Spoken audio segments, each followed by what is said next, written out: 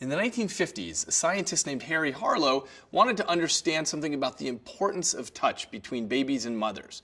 So he did this in monkeys. He took a baby monkey and separated it from its mother and put it into a cage with two substitute mothers, both of whom were made out of wire frame.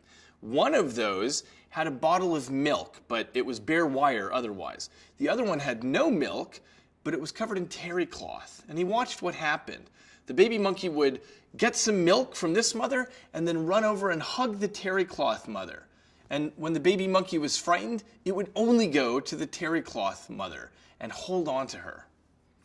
These studies nailed down earlier suspicions that there's more to the mother-child relationship than just nourishment. What Harlow realized is that this contact comfort is an essential part of the monkey's brain development, and by extension, a human child's development as well. Touch is critical to the mother-child interaction. So Harlow went further to understand this. He put monkeys in cages where they could see each other and hear and smell each other, but they couldn't touch. And what happened is these monkeys developed real behavioral problems. They rocked and they clasped themselves and they emotionally withdrew. And in a later study, the screen that was dividing the monkeys got holes put in it. So now the monkeys could touch each other. And all of a sudden, this fixed things. The youngsters no longer developed these behavioral problems. For a beautiful illustration of just how much humans need touch, just look at any neonatal intensive care unit. At the University of Miami, they have 14,000 births a year, and so the doctors there see a real stream of babies that need some extra care. And what they've found with premature births is that the most important thing a caregiver can do is what's called STIM, or stimulating massage. 3 times a day, the nurses and the parents stroke the premature infants. And it can't be too light or it tickles the infant, and it can't be too firm or it agitates the infant.